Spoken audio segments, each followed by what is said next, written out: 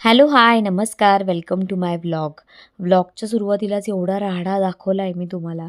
जाऊ द्या, घाबरू नका. हे माझ्यासाठी तर रेग्युलर आहे.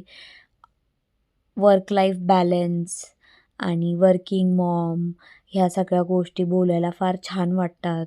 "अय्या, तू सगळं कसं करतेस ना" वगैरे.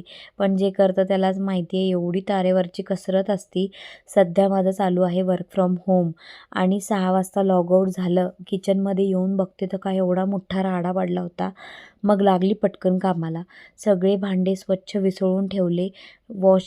डिशवॉशर उघडून पाहिलं तर त्याच्यामध्ये ऑलरेडी घासलेले भांडे होते. मग ते पटकन मशीनमधनं काढून आपल्या मांडणीला जिथल्या तिथं सगळे लावून दिले. एवढा मोठा भांड्यांचा ढीग होता. ही मशीन एवढी भरली तरी पण थोडेसे भांडे घासायचे शिल्लक होते. मग ही मशीन लावून दिली पहिले भांड्यांची आणि त्याच्यानंतर थोडेसे भांडे होते ते मी माझ्या हाताने घासून स्वच्छ सगळं किचन केलं. किचन स्वच्छ असेल तरच सगळं तिथं स्वयंपाकाला वगैरे सुचतं मला. तर हे सगळं कामं करत असताना ना, मला नेहमी माझं लग्नाच्या आधीची मी आठवते.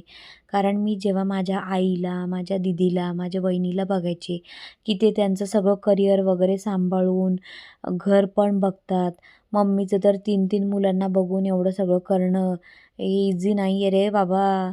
त्याच्यानंतर माझी दीदी, वहिनी, माझ्या डोक्यात नेहमी विचार यायचा, हे लोकं ऑफिसचं करून घरातलं करतात. उद्या माझं लग्न झालं तर माझ्याकडनं हे होईल का? मी घरात लहान होते आणि खूप लाडाची होते.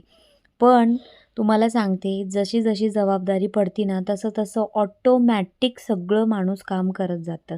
लग्नाच्या आधी मी फक्त मम्मीला, दीदीला, वहिनीला अशी वरवरची कामं करून हेल्प करायचे. पण आज इतकं भारी वाटतं मला, मी माझाच कधी-कधी विचार करत बसते, की बापरे! हे मी कधी इमॅजिन पण नव्हतं केलं, की मी ऑफिसला पण जाईल, घर पण व्यवस्थित सांभाळेल, बाळाकडं पण बघेल आणि प्लस म्हणजे स्वयंपाक करेल. बाकीचं तर लांबच राहू द्या, स्वयंपाक म्हणजे एवढं मोठं काम असतं आणि तो समोरच्याला आवडतोय, नाही आवडतोय. बापरे! झालं तुमच्याशी बोलता-बोलता माझं